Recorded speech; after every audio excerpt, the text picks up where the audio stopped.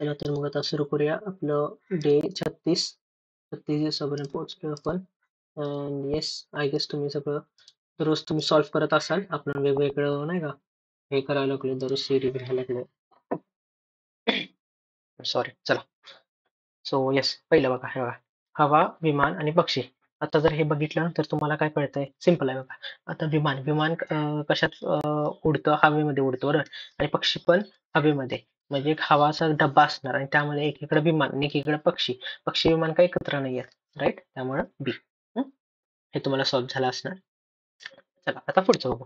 खूप जास्त सोपं आहे. आधी आपण प्रश्न वाचू. हे बघा, ए आणि बी ने 10,000 आणि 15,000 सह व्यवसाय सुरू केला. बर, म्हणजे ए घेऊन आला 10,000, बी घेऊन आला 15,000. आता 4 महिन्यानंतर ए व्यवसाय सोडला. ठीक आहे, ए ने व्यवसाय सोडलाय. 4 महिने त्याने काम केले. ठीक आहे, याला आपण गोल करू. सी 20,000 सह सामील झाला. म्हणजे 4 महिन्यानंतर ए सोडला आणि सी त्यानंतर आला. जर वर्षाच्या शेवटी नफा 57,000 असेल तर एचा हिस्सा काय असेल? आपल्याला काढायचा आहे. भरपूर जास्त सोपं आहे. आता आपल्याला हे काय आहे? पर्सेंटेज, भागीदारीचा प्रश्न आहे. भागीदारीला कसं असतं? आपलं भांडवल इंटू नंबर ऑफ मंथ्स. ठीक आहे, हे आपला फॉर्म्युला आहे. आता बघा, ए किती घेऊन आला? 10,000 घेऊन आला. ठीक आहे, ए ने 10,000 रुपये किती महिने गुंतवले? 4 महिन्यानंतर, म्हणजे 4 महिने गुंतवले. ठीक आहे, आता रेशो दिला. आता बी बी किती घेऊन आला? 15,000 घेऊन आला. ठीक आहे, 15 लिहिलं. आता 1,000 आहे म्हणून आपण काढून टाकू सगळीकडे, ते काही झिरो जातं ते. बी ने हे किती महिने गुंतवले? बी पूर्ण वर्षभर राहिला, म्हणजे 12 महिने, बरोबर. ठीक आहे, आता सी सी घेऊन आला 20,000 रुपये. ठीक आहे, आणि सी किती महिने होता? तर 4 महिन्यानंतर आला, म्हणजे 4 महिन्यानंतर आला म्हणजे आपला 8 महिने राहिला, बरोबर. 8 झालं. आता आपल्याला रेशो काढायचा. बघा, 4 ने डिवाइड करू. 4 1 जा 4, 4 3 जा 12, 4 2 जा 8. ठीक आहे, आता 5 ने करू. 5 2 जा 10, 5 3 जा 15, 5 4 जा 20. बघा, म्हणजे किती? 2:3 3 जा 9, 9:4 2 जा 8. 8 आपला हा रेशो आला. आता हे अजून कट होतंय का? नाही होत. झालं. आता आपल्याला काय काढायचं? एचा हिस्सा. एचा हिस्सा म्हणजे कसा? एचा पार्ट किती आहे बघा? 2 2 डिवायडेड बाय काय? Total part. 2 + 9 11 आणि 11 + 8 11 + 8 19.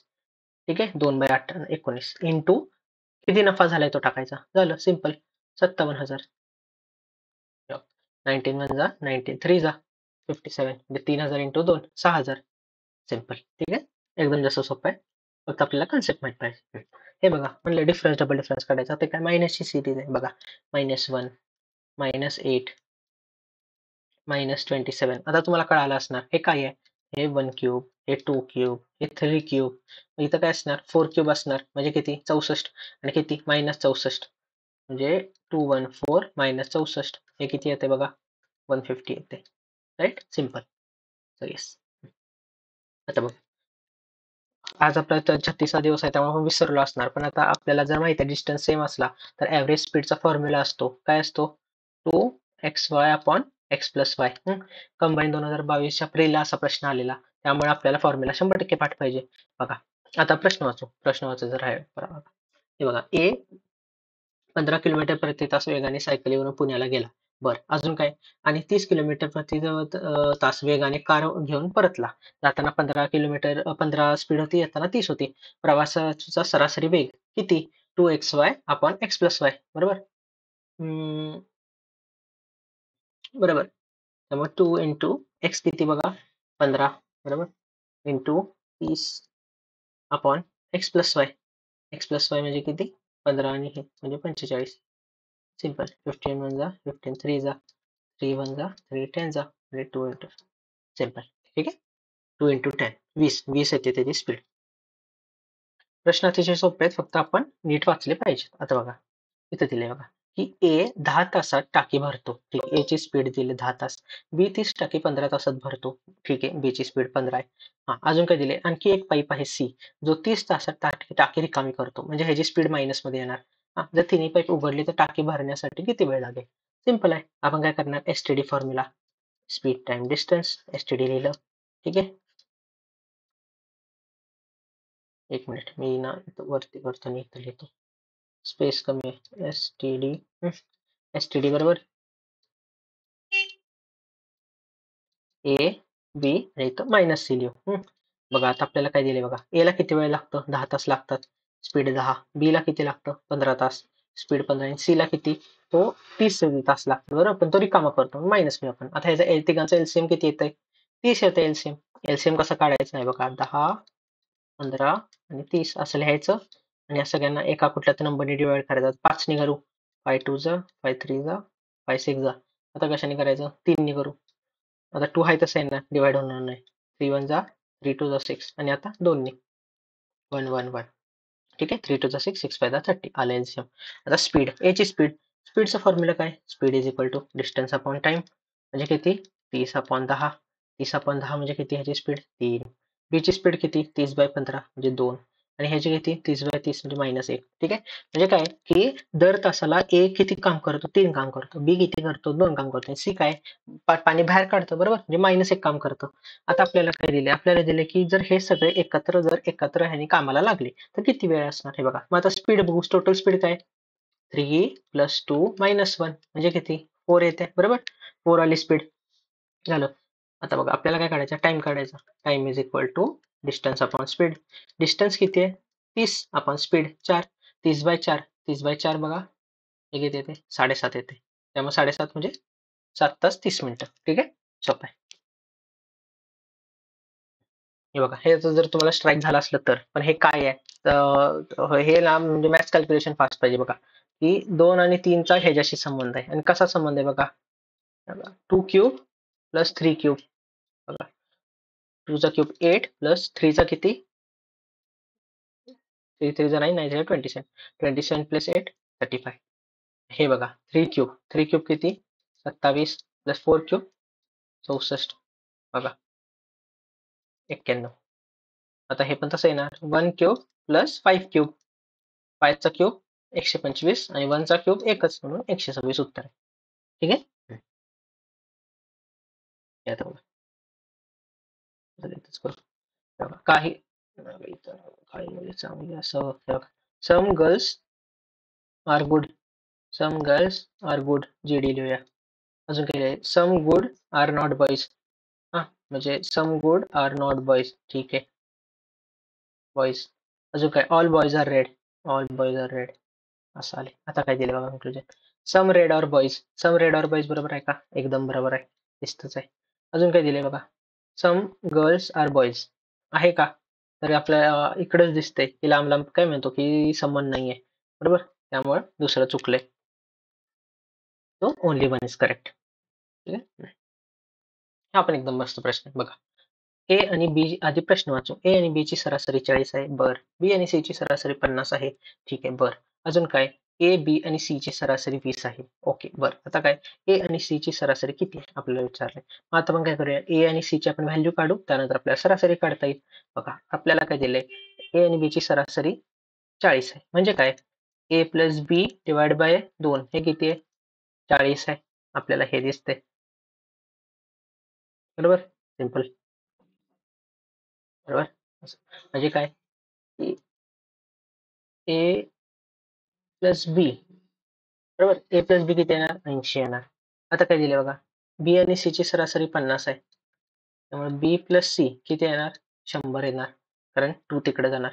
ए बी सी ची सरासरी 20 आहे. एक मिनिट, एक मिनिट, मला इथं काय करायचं होतं,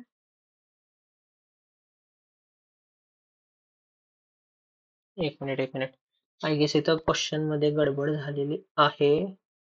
एबीसी ची सरासरी इंटू 60, इथं 20 पाहिजे,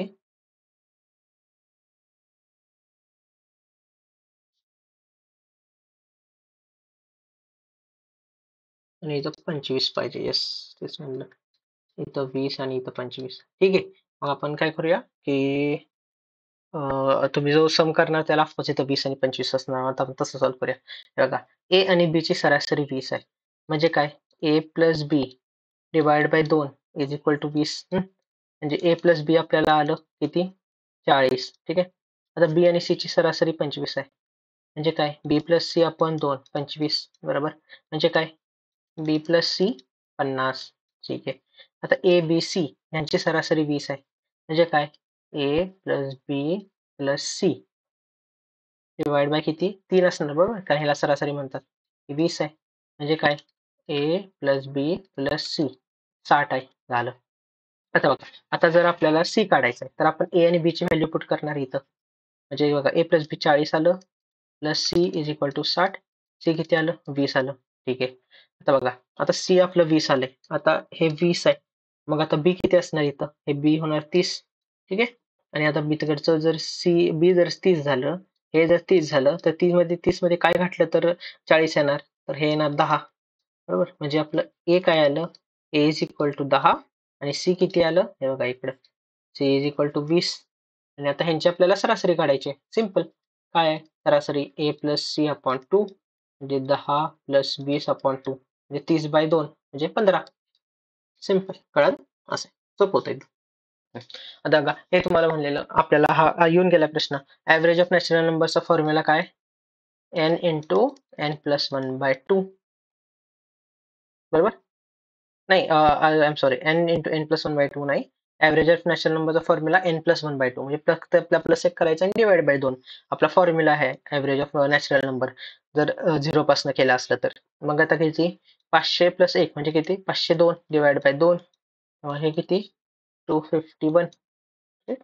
251. सिम्पल. फॉर्म्युला फक्त पाठ पाहिजे, म्हणलं काय काय गोष्टी फॉर्म्युल्याने पाठ असं म्हणजे असलेच पाहिजेत.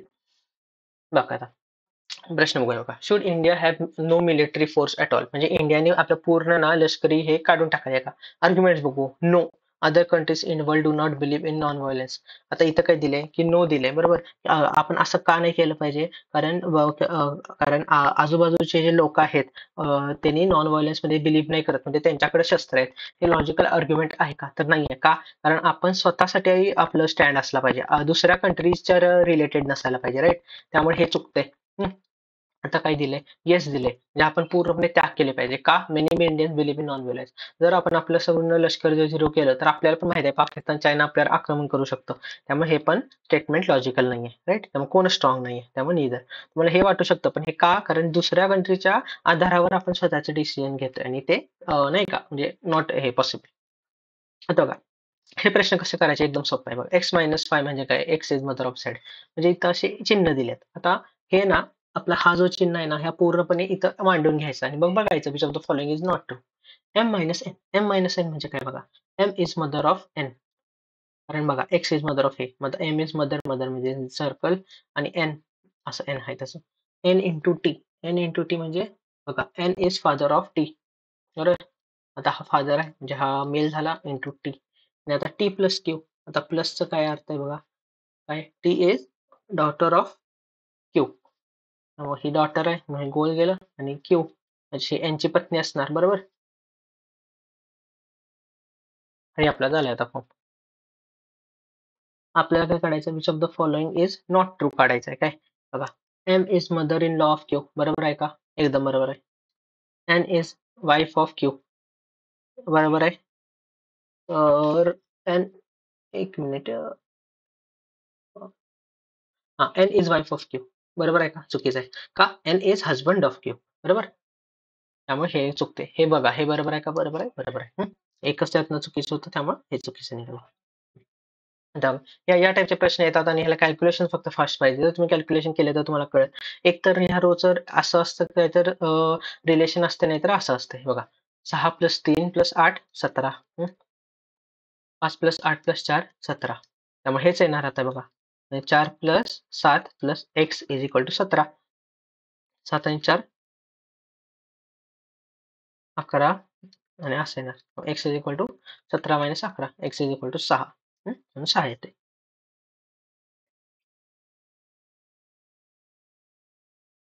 हा पण एकदम मस्त प्रश्न घेतलाय. हे बघा, इथं काय दिलं बघा.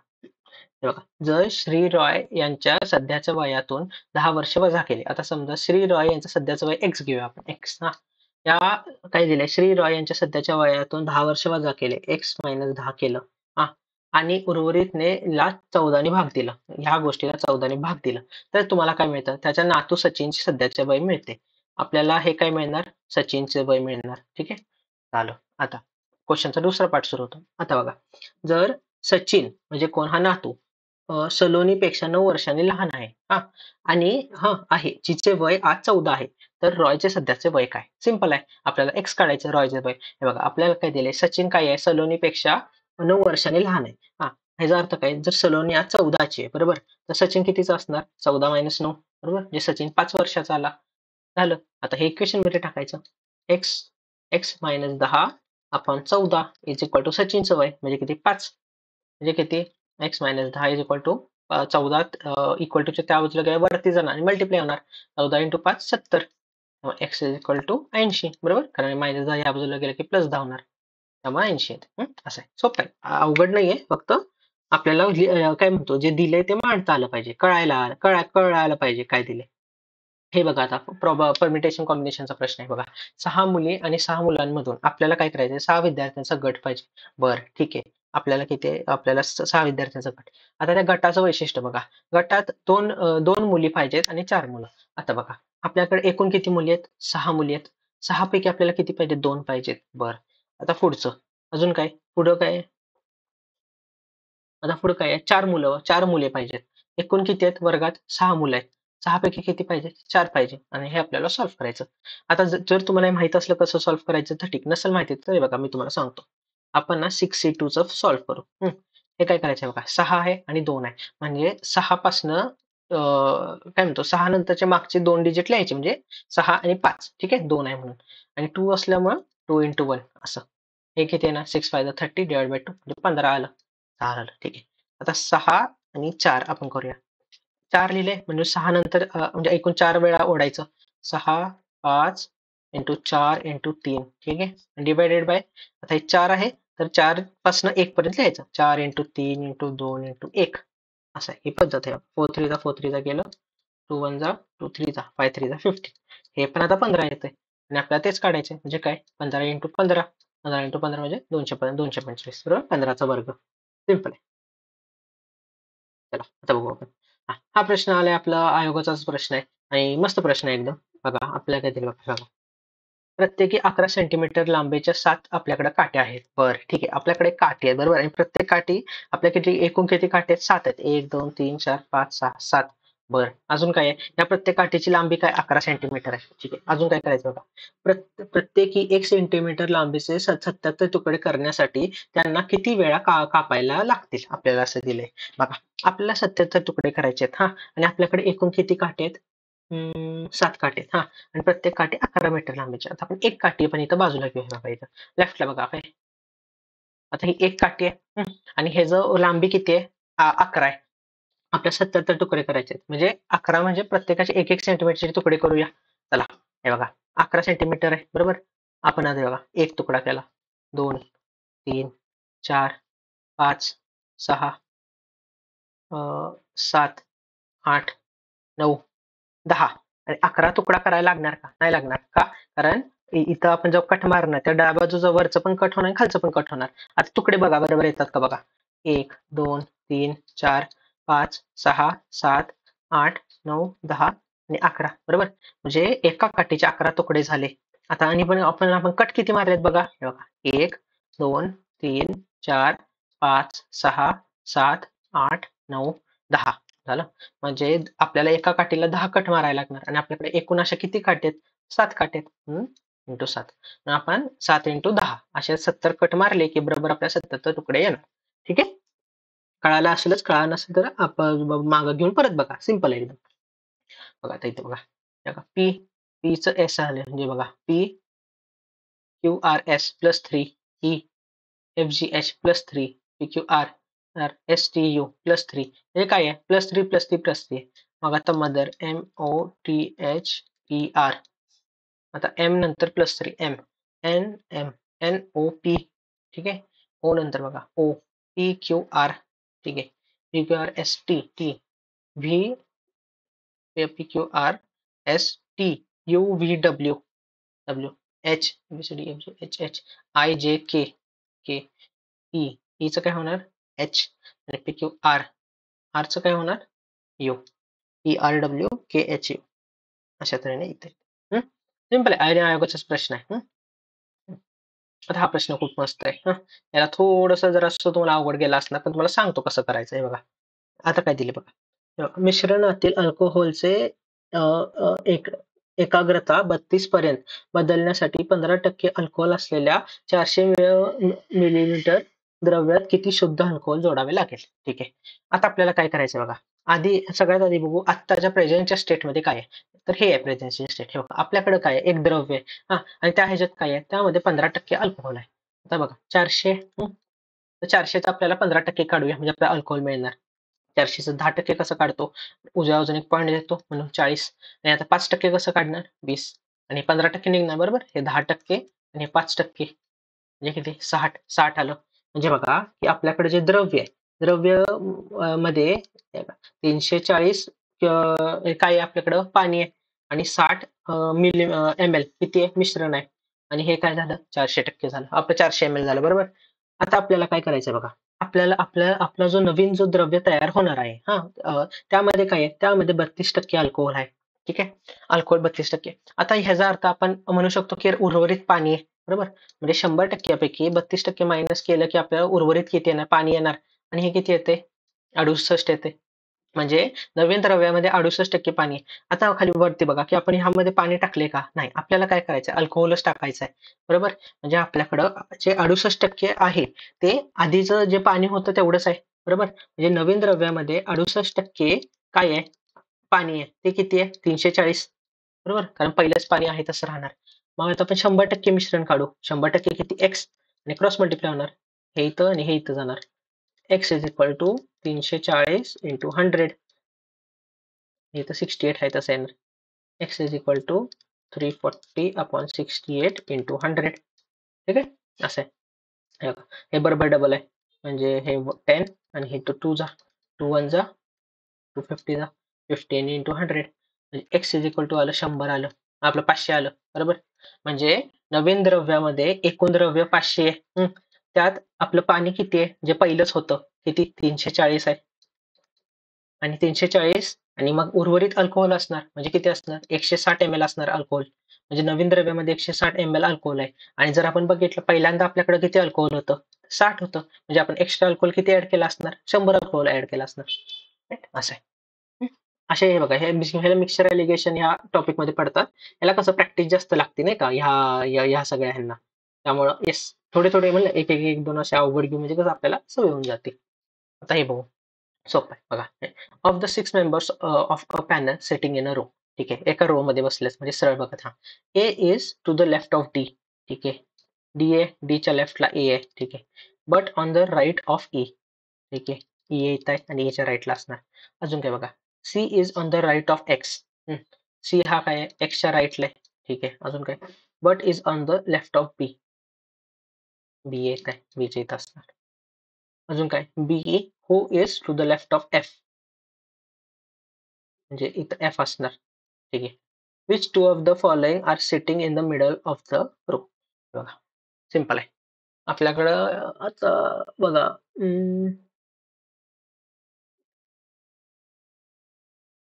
6 मेंबर्स आहेत. A B C A B C D E F.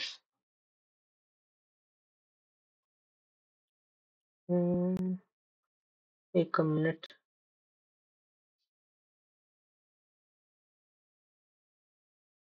I guess इथं C is on the right of काय ते दुसरं असायला पाहिजे. एक्स नाही मला वाटतं ए असायला पाहिजे. पण इथं जर ए असलं नाही हा क्वेश्चन काय करतो? हा क्वेश्चन काढतो राईट. कारण मला नाही वाटत आहे ह्याला काही लॉजिक लावा लागले. एकदा परत एकदा बघू. A is to the left of D बरोबर आहे. But on the right of E बरं ठीक आहे. C is on the right of X. ठीक आहे. एक्सच्या राईटला but on the left of B. 1 2 3 4 5 6. who is to the left of F. B C F तर इथं तयार होतोय. Left of E असं.